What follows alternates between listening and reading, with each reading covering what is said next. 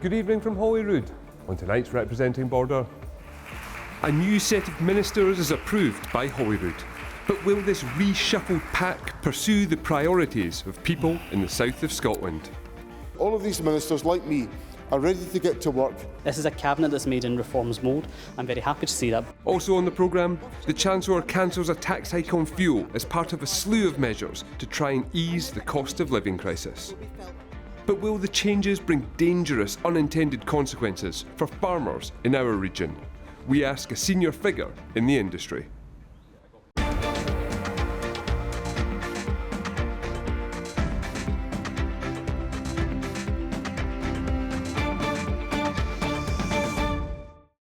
The dust is settling on John Swinney's new government after his reshuffled team of ministers was today approved by Holyrood. This was despite an attempt by the Conservatives to block one of the appointments. While much remains the same, a significant change to the Cabinet came in the form of the tourism brief returning to the top table. Is there much confidence in the direction of travel being taken by the First Minister? Matty Sutton reports. The First Minister, with his new deputy, was back in the chamber today to get parliamentary approval for his new-look government. Stephen Flynn joins the cabinet. Amongst the top team announced yesterday is former Westminster leader Stephen Flynn. He's taking on the revived tourism brief. This morning, his boss, on a visit to a toddler group in Edinburgh, said he'd brought it back to support the sector. In the south of Scotland and other parts of the country, we've got to make sure that we've got appropriate support for the attraction of visitors. During the election campaign, I visited some fantastic attractions within the south of Scotland that are really successful, supported by organisations like South of Scotland Enterprise, enabling those businesses to thrive because the government is working with them. And Mr Flynn's appointment as Cabinet Secretary for Economy, Transport and Tourism has been welcomed by industry bosses in our region. We hope that that shows a seriousness from the returning Scottish Government to work with this industry, to listen to industry and to support this industry that's worth £11.4 billion to Scotland. Even those businesses that are getting more visitors, spending more money, aren't turning a profit. And you can see that in the number of businesses that are for sale at the moment. We need the new Cabinet Secretary to come in and day one to listen to these challenges, to stop seeing the visitor economy as either a problem to be managed or an opportunity to be exploited, but rather to support and work with us as an industry. Yesterday, the First Minister revealed a smaller ministerial team, reducing the size of the Cabinet from 12 to 9. Former Junior Minister Ivan McKee was promoted to Cabinet Secretary for Public Service Reform. I'm happy it's a slimmed down cabinet. What this shows is that reform has won the arguments in the campaign. We said energy is a reserved issue, energy's been abolished. We said the constitution's a reserved issue, the constitution's been abolished. And we said we need a doge to try and see the government cut down, and we've seen Ivan McKee now been given a role to do exactly that. So this is a cabinet that's made in reforms mode. Well, it's not really a fresh start, is it? It's the same faces sitting around the cabinet table, and I really do think that the people who created the mess that we're in aren't really the ones to fix it. This afternoon, the Conservatives attempted to block the appointment of Jamie Hepburn as Minister for Parliamentary Business. Last term, he resigned from the same role following an altercation with Tory MSP Douglas Ross over seagulls. If someone demonstrates that they cannot control their temper during tense parliamentary exchanges, they should not be handed the responsibility of negotiating sensitive parliamentary business again a few months later. Yes, 73, no 11, there have been 42 abstentions. The motion is therefore carried. Tomorrow the Cabinet will meet formally for the first time, and the work of government will begin. Matty Sutton. Now, the UK government is trying to win back hearts and minds of voters with a series of plans they say will help ease the cost of living crisis. Chancellor Rachel Reeves has reversed her plans to increase fuel duty. She's also scrapping tariffs on more than 100 supermarket food imports in an effort to keep household bills down. And she's slashing VAT on attractions during the school holidays. But will any of this work? Oliver Wright reports. Gail runs a meal delivery service in Newcastleton. Over the last few years, the cost of everything she uses has gone up. From the ingredients she needs to make dishes to the fuel she needs to deliver to her customers. And that's been her hardest recipe yet, and tipped the scales more than she can manage. It's very difficult to still do your business the way you used to do it. We used to not have a delivery charge, but because the prices were going up, we had to put a £5 delivery charge on, which covered a lot of it. It helped a lot. But then, obviously, with the war and everything, it's even going up further. Yesterday, the Prime Minister confirmed a planned rise to fuel duty had been postponed. And today at Westminster, the Chancellor went further. And today I am taking further action to ease the burden on family finances. First, on fuel duty. I have already extended the 5p cut twice since the election, and I can confirm today that there will be no rise in fuel duty this year, recognising the pressure that the war has put on fuel prices. So what did Rachel Reeves announce today? We already knew about the freeze to fuel duty. There's also a cut on red diesel used by farmers for machinery. She's suspending tariffs on imported food in an attempt to cut the bill at supermarket checkouts. And there's to be a cut to VAT on summer attractions and children's meals out, which will last the duration of the summer holidays. Despite those measures, the Conservatives say the Labour government haven't got a grip on rising bills. Families and businesses are facing rising costs and rising taxes. People are losing their jobs. The country is hurting. If the Chancellor was serious about the challenges we face, she would commit to getting spending down, tackling the benefits bill, getting taxes down to strengthen our economy. But thanks to the Chancellor's mistakes and the weakness of this dying government, this statement today is all we get. Does the Chancellor really think this is enough? There's also concern around the cut to tariffs on food items. Farmers in our region say it'll just undercut the rates they're able to offer and make already slim margins even slimmer. For years now, the rising cost of living has been the #1 issue facing families across the country. This statement today might go some way to easing the pressure on people's wallets, but with an expected rise to the energy price cap on the horizon, it might make little difference to those struggling to make ends meet. Oliver Wright. Now, the National Farmers Union in Scotland has given a cautious welcome to the extension of the fuel duty freeze. But the group's vice president, who farms near Jedburgh, says he has serious concerns about those plans to suspend tariffs on some foods coming into the UK.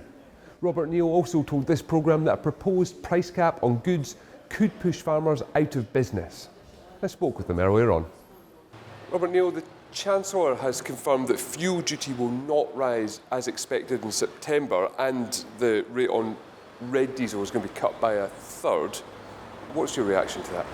We welcome all the help we are receiving from the Chancellor. NFU Scotland wrote to the Prime Minister on the 11th of March highlighting all the costs, the input costs, because of the war in the Middle East. As I said, we welcome it, but it's too late for the primary producers who have been planting potatoes, planting spring barleys.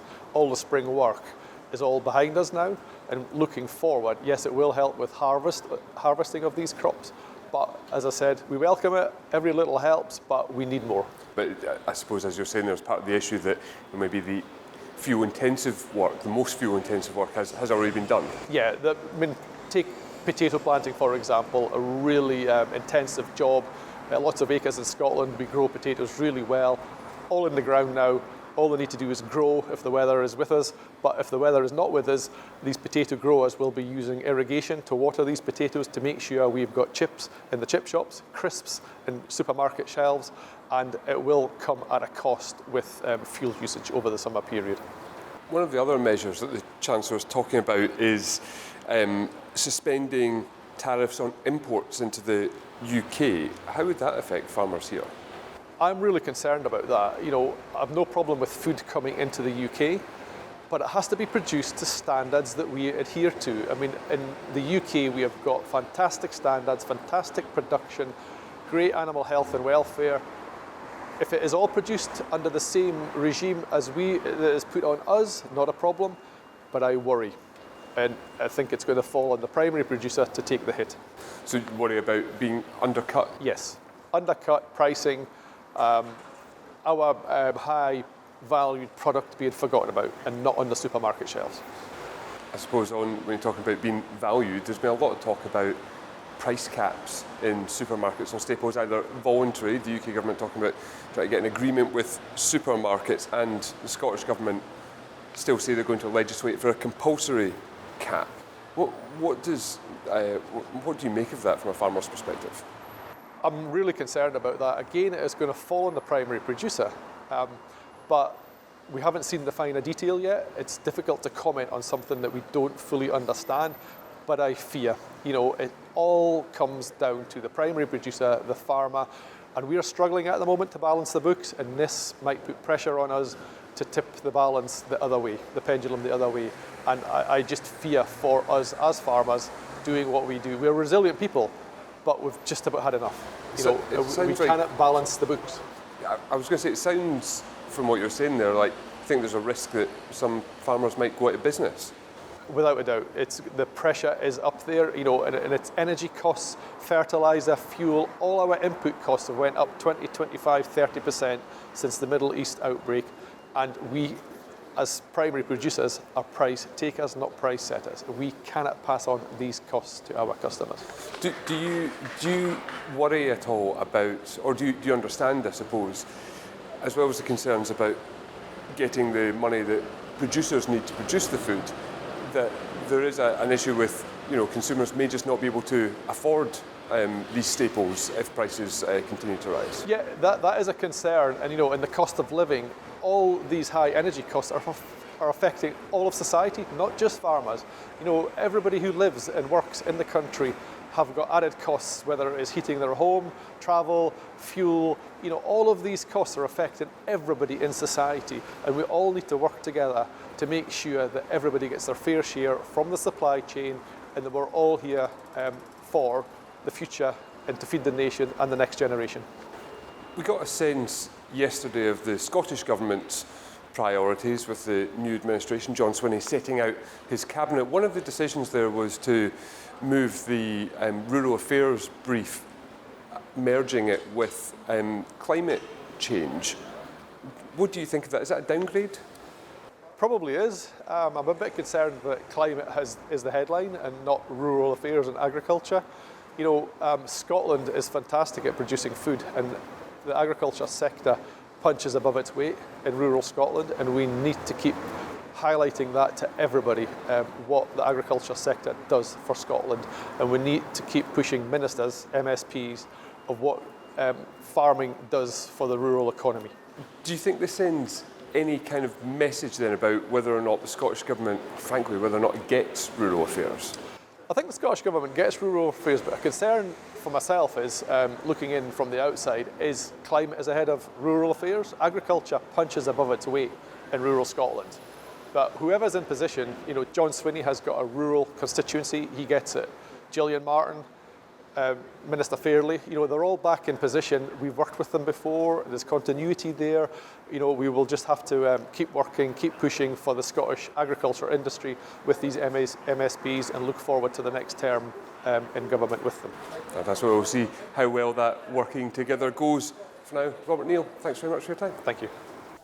Well, to consider the newly formed government, price pressures and plenty more, I caught up with two of our regular commentators, Joyce McMillan from The Scotsman and Gina Davidson, the Scotland political editor for LBC. Joyce McMillan, this week we saw a new-ish cabinet appointed by John Swinney. What did you make of his reshuffle?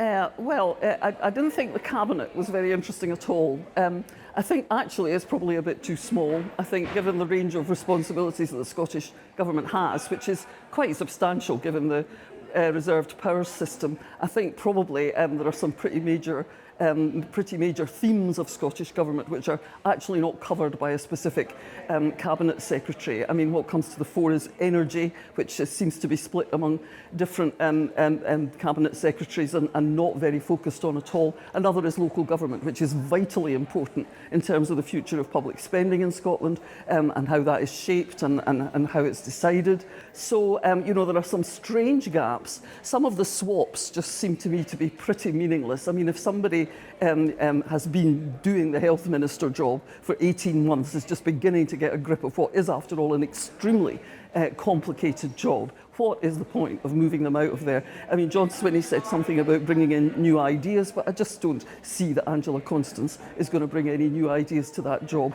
that she couldn't have communicated perfectly well from her previous position as Justice Secretary. So it seems to me that the Cabinet is boring. The junior ministerial appointments are a bit more interesting, I would say. Gina, do you agree with that? Boring Cabinet? I'm not sure I'd quite go that far, but I think it is an interesting mix of experience and new blood. I mean, not much new blood. Ivan McKee obviously was a junior minister, now round that cabinet table, but his role is really interesting. This whole idea of public sector reform and what that is going to mean in reality, and where, you know, the axe is going to fall. I mean, he could end up being christened Ivan the Terrible. Who knows by the end of the next 5 years, depending how many jobs go in that sector. And I think we know as well that the new Deputy First Minister, Jenny Gilruth, will have some say over that too, because she's holding the purse string. She's also the Finance Secretary. So we know she did a deal with the teachers to avert strike action around exam time this year. You know, going forward, public sector reform, she's going to have to be very steely if they're going to push through the kind of reform that they're looking to have. And then, of course, Stephen Flynn catapulted straight from the Commons green benches into the Cabinet with a massive portfolio: economy, tourism. Mind you, that might help him going to the States for the World Cup, and transport. So not only does he have to get the economy motoring, he's also get the ferries sailing. So I mean, it'll be really interesting to see how he does in that role. Hold on Jenny Gilruth for a second there. Gina, you were watching the Cabinet as it unfolded. There was quite a surprise about Jenny Gilruth being made Deputy First Minister. Yeah. Why do you think John Swinney made that decision? It did appear a bit left field. There had been obviously wild speculation about who it might be in the wake of Kate Forbes deciding not to run again, and Angela Constance, Shirley-Ann Somerville were talked about as being kind of veteran cabinet secretaries with a lot of experience. And then, of course, Mary McCallum was also talked about, somebody younger, maybe fresher. But I think possibly John Swinney has looked at Mary and thought she needs to do more before she gets put into a position like that. Jenny has dealt with the education brief. She also has done transport in the past. I think they believe that she is some kind of fixer behind the scenes in government, spotting problems before they become public and ironing them out. That is my understanding of it. So I think they're hoping that with her there in that kind of position, being able to have an overall look at all the portfolios, that she'll manage to do that, and that they will hopefully, given that they're a minority government, have a more stable time of it. Yeah. Sorry, can I just add? I think one to watch is definitely the new Shetland MSP, Hannah Mary Goodlad, who's been put into this very interesting position as a kind of chief secretary sort of position, would be the Westminster analogy, where she's reporting both to Finance Secretary Jenny Gilruth and to Ivan McKee as a kind of deputy in both of those areas. And I think that marks her out as a really significant new appointment, and one that John Swinney clearly thinks has some kind of fairly substantial future in government. Also interesting to say there, Joyce, that she appears to have two bosses. You know, how tricky will that be? As you know, Jane's talking about Ivan the Terrible potentially making cuts. Will Jenny Gilruth have the same priorities? How do you think you handle that as a junior minister with two cabinet bosses? Well, let's just hope that Hannah Mary Goodlad is up to it. It will be very complicated, but Jenny Gilruth will have to balance the budget. So in that sense, she and Ivan McKee will be on the same page. They might argue about the detail, but I think their mood will be the same, that they have to be pretty rigorous and they have to balance the budget, as the Scottish Government always has. Gina, you mentioned Stephen Flynn's pretty big brief. He's obviously seen as a potential future First Minister. Is he happy with what he's got out of this? Well, you would hope so. I mean, he's got no government experience. You know, he's obviously an effective politician. He's been an effective opposition leader in the Commons for the SNP. I mean, he hasn't started at the bottom in government. He's not been given a junior ministerial position like, say, Stephen Gethins has. I think some people expected him to possibly also be in the cabinet, and he's not, although I would be very surprised if he doesn't attend cabinet meetings anyway. And so you would think that here's an opportunity for Stephen Flynn to show everybody what he's made of, because some of the criticism of him, even in SNP circles, has been that not entirely sure what his policy agenda is, where he stands on many things beyond energy and the oil and gas industry. But of course, that, as Joyce was saying, seems to be split over a number of roles. He could well see a way of claiming that for himself under the economy brief, I think, and really driving forward the government's agenda on that. There's quite a lot of supporters of the oil and gas industry in this cabinet, Joyce. Also, we've seen climate change merged in with rural affairs. If you're an environmentalist, should you be worried about this cabinet? Yes, I don't think there's enough clear responsibility for the climate change, net zero and environmental protection agenda. And of course that is an agenda that does go beyond net zero, although net zero is a very important part of it. I think it's interesting that Stephen Gethins is the one who has been named as having an energy portfolio, because he's reporting direct to the First Minister, and it may be that the First Minister wants to really nuance and clarify now the position of the SNP on this, which seems to be that they're not hostile to the oil and gas industry, but they see it as being in a transition, and they're not or shouldn't be complicit with the idea that we're going to be pumping huge amounts of oil and gas for the next 50 years and having new exploration and everything. I don't think that's the way John Swinney wants to go, but I think he's trying to find a political track towards that. And I think that's probably why he's given that brief to Stephen Gethins, who is quite a good long-term thinker in terms of policy compared with some of his colleagues, I would say.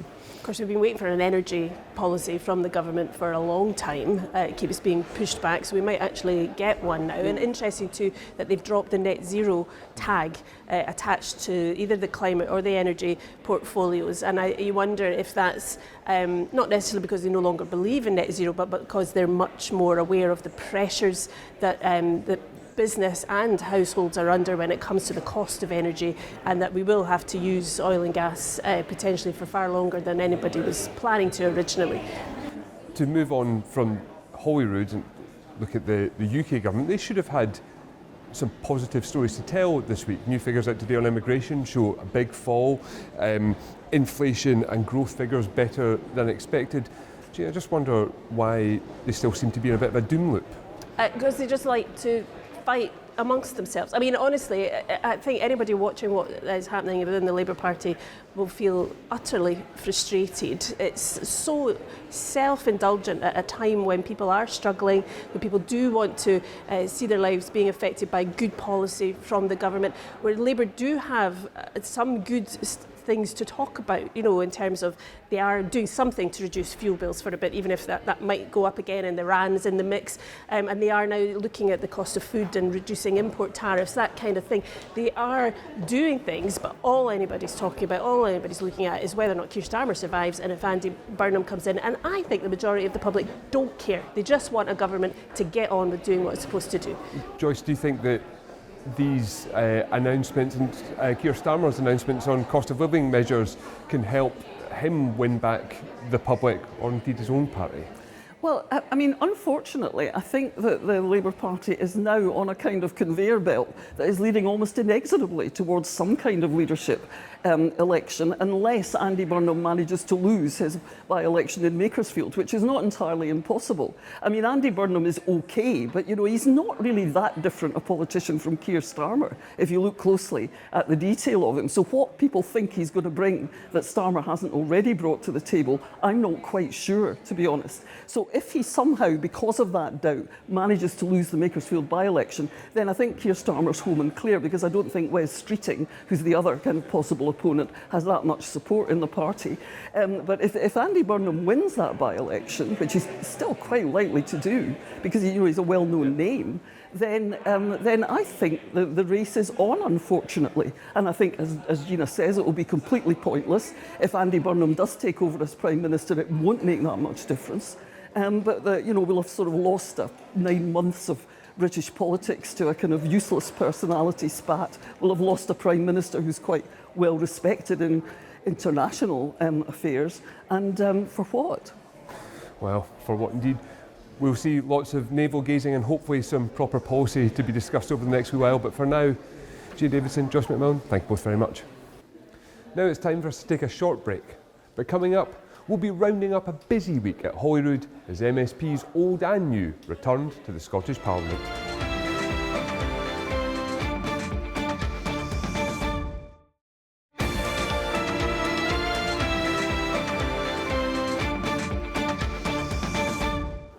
Welcome back. The last 7 days have seen the political machinery here at Holyrood firing back up after a break during the election campaign. Here are some of the highlights from a week in which we've seen the voting in of a new presiding officer, the same First Minister and a rejigged government cabinet. We start our roundup with a look at last Thursday when MSPs took their oaths and affirmations. I, John Ramsay Swinney. I, Malcolm Offord. I, Anas Sarwar. I, Ross John Greer. I, Gillian Audrey Mackay. I, Russell Findlay. I, Alex Cole Hamilton. Do swear that I will be faithful and bear true allegiance to His Majesty King Charles, his heirs and successors, according to law. According to law. According to law. So help me God. So help me God. I call Joe Fagan, South Scotland. I call Callum Kerr, Midlothian South, Tweeddale and Lauderdale. David Kirkwood, South Scotland. I call Craig Hoy, Dumfriesshire. Jamie Langan, South Scotland. I, Finlay Hamilton Carson. I, Duncan Angus Melville Dunlop. I, Senga Beresford. I, Caroline Mokin. I, Laura Moody. I, Rachel Hamilton. Do solemnly, sincerely and truly declare and affirm that I will be faithful and bear true allegiance to His Majesty, King Charles, his heirs and successors, according to law. So help me God. So help me God. MSPs then voted for their new presiding officer. Of the Scottish Parliament. I now call on Kenneth Gibson as the newly elected presiding officer to take the chair for the remainder of this meeting of the Parliament.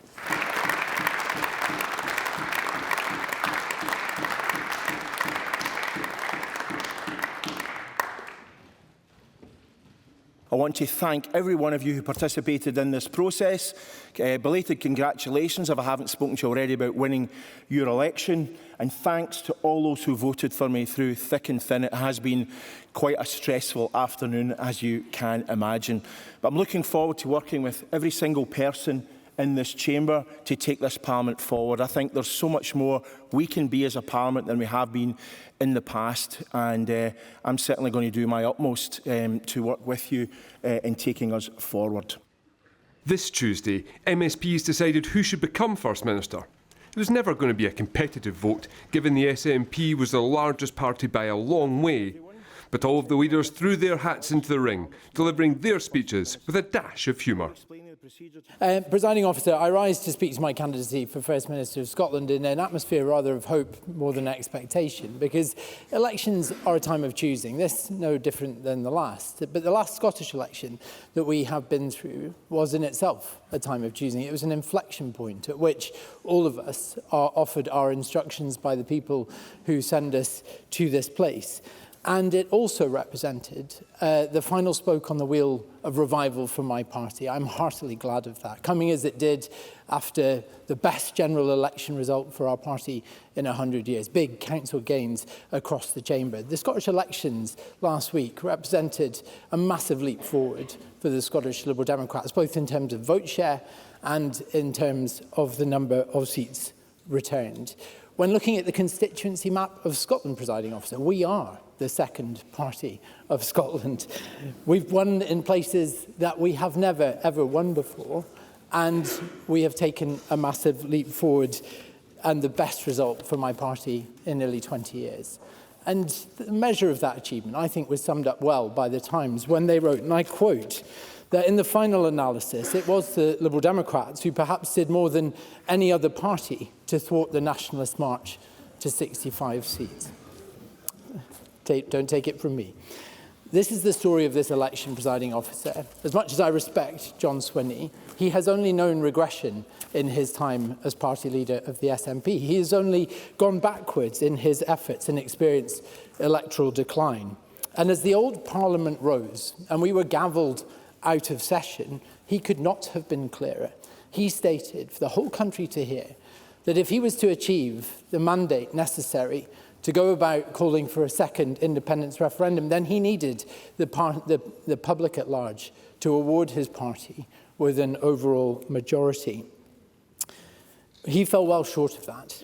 And in large part, it was because of Liberal Democrat gains in the villages and towns of this country, he was rendered unable to deliver what he asked the people to give him. As such, I ask that we as a Parliament now lay those divisive issues aside. We put talk of the Constitution in the deep freeze and instead focus on the instructions that the people who sent us to this place have been manifestly clear that they want us to focus on. OK, congratulations on your election. I suspect today's proceedings won't be quite as exciting because, of course, this is largely a foregone conclusion. But I've put my name forward because it gives me the opportunity to put forward my vision for a better Scotland, for a Scottish Parliament that works on behalf of the people who put us here. John Swinney spent the entire election saying that he was going to win and with a majority. And he said that winning a majority would be the trigger for another independence referendum. His relentless obsession with breaking up the United Kingdom is not what people want to hear. We know what matters most to the people of Scotland: the ever-rising cost of living, Scotland's stagnant economy, an NHS in a near-permanent state of crisis, the impact of immigration on strained public services. What they don't want is a distracting and painful return to the arguments of the past. Thankfully, John Swinney didn't get the majority he said was in the bag, and my party played its part in stopping him.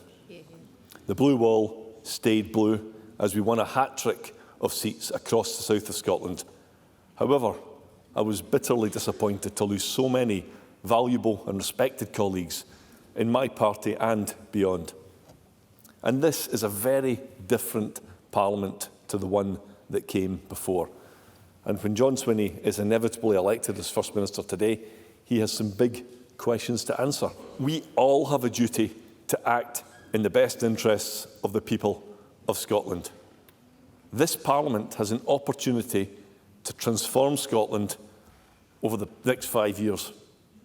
A more dynamic and more prosperous Scotland should be our shared goal. A country of opportunity with more well-paid jobs, of lower taxes and less red tape, where hard work and aspiration are rewarded. So let's harness our proud spirit of innovation to get Scotland working again. Thank you.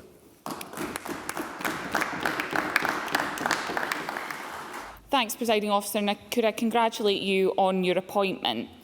Firstly, I want to acknowledge that unless something dramatic happens, I should get 15 votes, and I doubt I'll be First Minister this afternoon. But despite that, there is something to be hopeful about. The electorate has returned not only the biggest ever independence supporting majority, but also the biggest ever majority for parties that are socially progressive. Those who lost in numbers at this election were the ones chasing those votes to the right, and that has to inform what we do this session. We acknowledge that the SNP won this election and should have the right to form a government, and we will work on issues with them to make Scotland a fairer, greener and independent country. But we'll also hold that government to account to make sure that ambition matches delivery. We want to see a debate in the future of Scotland as an independent nation, and I hope the First Minister will keep his promise to bring that forward as soon as possible. We've seen how badly Westminster has let Scotland down, making things much more difficult, not just for this Parliament, but for the people of Scotland. We were promised big things in the wake of 2014, but what followed was Brexit, a decade of Westminster failure, a merry-go-round of Prime Ministers, and ongoing climate breakdown. People's lives have gotten materially worse, and Scotland must have our chance to choose differently. Presiding Officer, welcome to your place and congratulations on your appointment. When I went down to London as a young Scot to make something of myself, with just one suitcase, my rugby boots and £2,000 in debt, I went with true treasure. I was a product of the very best of Scottish education provided freely by the state. And I went with these most valuable of treasures, Scottish values of hard work, endeavour and honesty. I do not want to see young Scots have to go to London to make their fortune as I and many others did. I want them to have ample opportunities to stay in Scotland and prosper. But regardless of how they make their way in the world, I want them to go with the same true treasure, the true wealth that I was given. The kind of state education that Scotland gave me is lamentably rare today, too often having to be bought, whether through paying for private education or by buying a house in the right state school catchment area. Allowing standards and disciplines to so drastically slip as the SNP has in pursuit of ideological fads has been to undermine the wealth and opportunity of young Scots. Real life is about incentives, and canny Scots will always work hard if you incentivise them, but not in a broken system of high taxation and welfare dependency that scarcely makes it worthwhile. Meanwhile, these inherently Scottish values of hard work, endeavour and honesty are being actively discouraged by this rotten system at every turn, with grievance and envy stoked in their place. If we want a Scotland of endeavour and enterprise, if we want Scots to enjoy prosperity and plenty, we must urgently, urgently change course.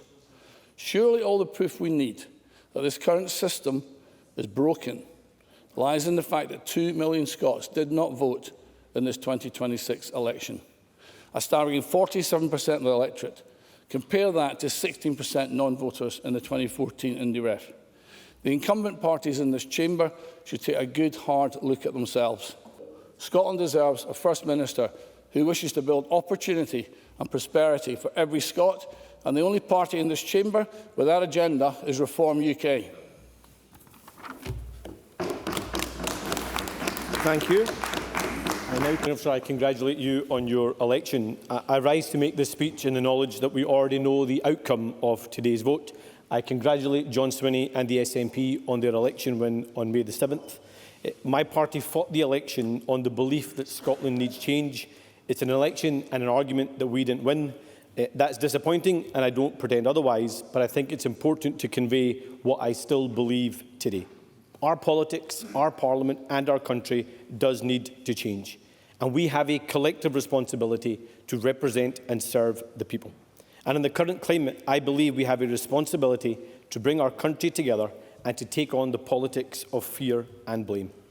Because while the election result is settled, the challenges facing Scotland are not. The need to tackle deep-seated issues in Scottish society remain as urgent today.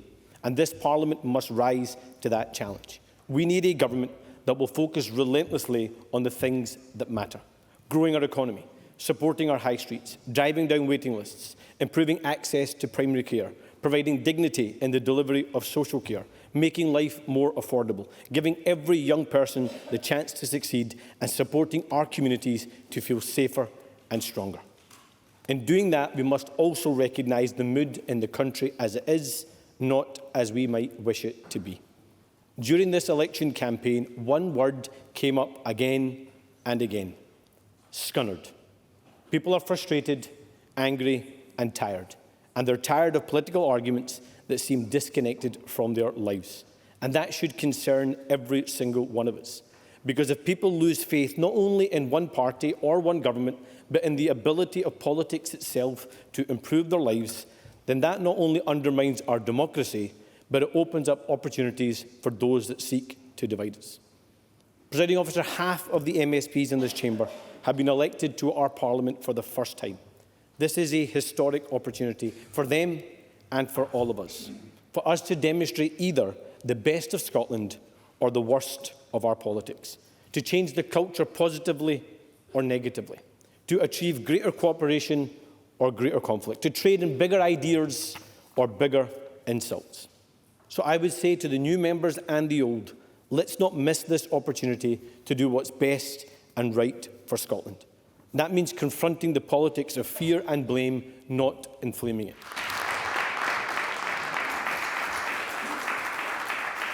President Officer, let me begin by congratulating you on your election as our presiding officer. As we begin this new session of the Scottish Parliament, I stand before members today with a clear mandate from the people of Scotland to seek nomination as the First Minister.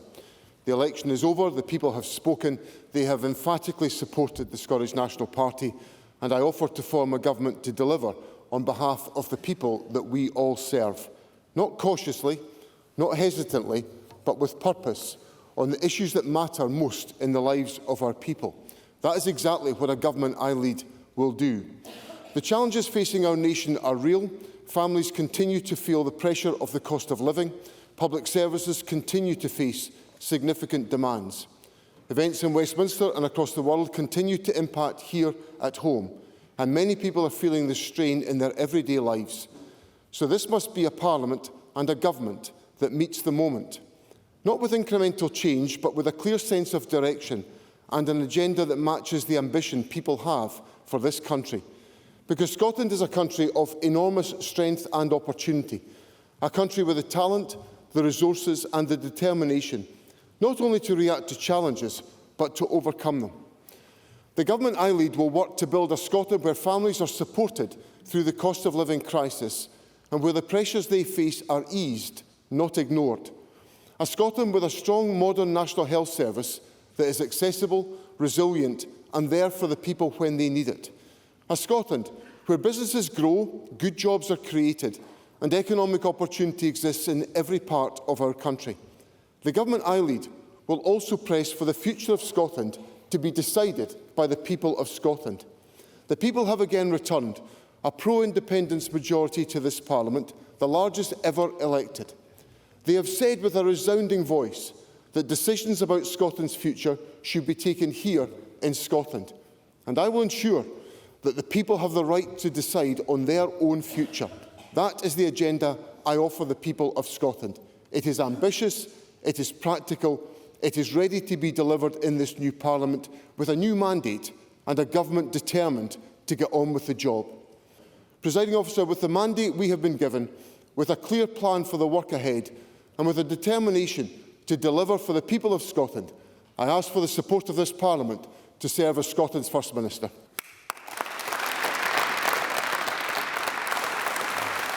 Thank you, and I thank each of our 6 candidates. They were all very well behaved, none of them over time, and I hope that will be a lesson to all of you in this chamber as we move forward. 105 votes were cast, and as John Swinney has secured more than half of all the votes cast, I declare that he is now the First Minister of Scotland, and I'd like to congratulate him.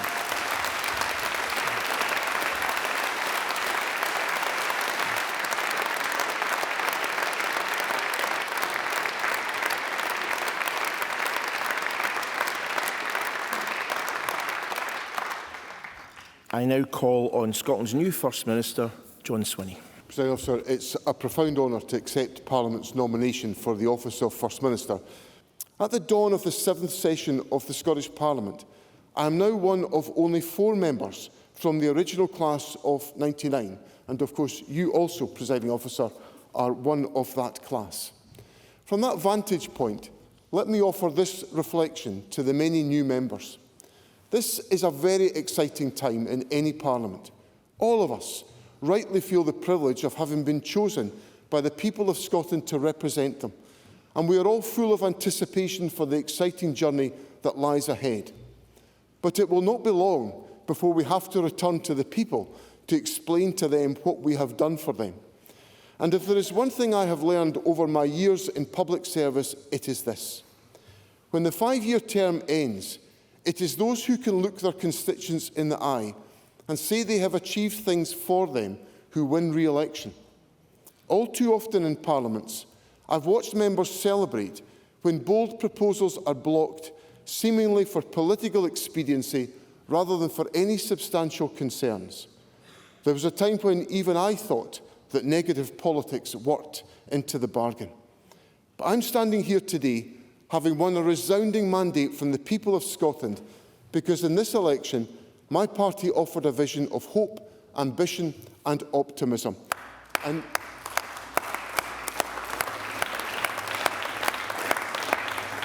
By electing a parliament of minorities, the people have given us a specific instruction to work together. Voters value cooperation among their politicians. They want to see more of it. And in this parliament, I will work to see more of it too. Presiding Officer, I gratefully accept the opportunity to serve as First Minister. It is the greatest privilege of my life, and I promise to work every day to repay the trust that the people of Scotland have placed in me.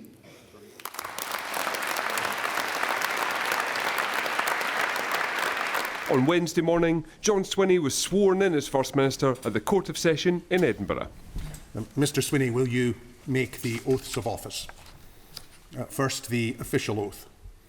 You swear that you will well and truly serve His Majesty, King Charles, in the office of First Minister of the Scottish Government, so help you God. The First Minister then unveiled a slimmed-down cabinet of 8 ministers to sit alongside him. I'm delighted to have appointed the cabinet today who will be working very hard to deliver on the government's priorities and to make sure that we are addressing the needs and the concerns of the people of Scotland. We were elected with a resounding mandate to ensure that we take effective action to tackle the cost of living challenges that are faced by members of the public, to ensure that we continue the improvements in our public services, especially the National Health Service, to grow and to build and to put dynamism into the Scottish economy, and to make sure that Scotland's future is in Scotland's hands. And that's exactly what the government is going to concentrate on doing. Today, the Cabinet Secretaries and junior ministers were officially appointed here at Holyrood. President Officer, I move the motions in my name that Stephen Flynn and Ivan McKee be appointed as Scottish Ministers, and that Stephen Gethins, Hannah Mary Goodlad, Jamie Hepburn, Sumita Kumar, Kirsten Oswald and Alison Thewlis be appointed as Scottish Junior Ministers.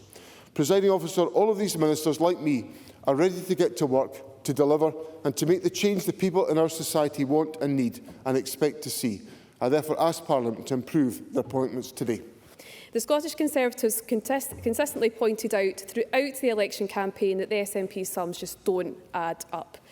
But now we've got a Minister for Cuts, or perhaps more appropriately, as they might be known throughout time, Ivan the Terrible, inflicting fear across government departments as they burst through the door, swinging an axe, looking for cuts in every nook and cranny he can possibly find. The Nationalists have promised more spending without saying where that money is coming from. Angela Constance is our new Health Secretary. Congratulations to Angela Constance. A more important job it's hard to imagine. As Justice Secretary, of course, Angela Constance released hundreds of prisoners onto the streets early to tackle overcrowding in our prisons, and I wonder if she'll adopt the same tactic to tackle delayed discharge. But when it comes to ambition, few can match Scotland's new Economy, Transport and Tourism Secretary, Stephen Flynn.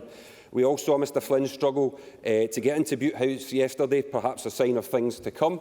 But don't worry, First Minister, Mr Flynn has said he's right behind you. A statement of support or a threat, people can draw their own conclusions. We won't oppose for the sake of opposing. Oh, I seem to have upset people. We won't challenge for the sake of challenging, but unlike those other parties in opposition, we won't remain silent either. Reform is not in this chamber to make pals with the cosy establishment. We are here to oppose you. We are here to be the voice for Scotland's forgotten communities, the length and breadth of this country, who each and every one of you have failed and left behind. Those are the people who sent us here, and those are who we will fight for in this Parliament. I want this government to stand up to the challenge, to take on the mantle of the 2030 targets that they set for themselves, and to confidently in 4 years say that they have succeeded. I want that more than I can say. The legacy of a particular government or minister can last until the next election, or it can last for generations. I ask each and every one of the ministers who has been appointed today to think for the long term. Build a sustainable and fair Scotland, and be bold. So we are frankly quite jealous, and it's hard to see people move on. But as much as we feel that, I can see the excitement in their faces, and that's a joy to see.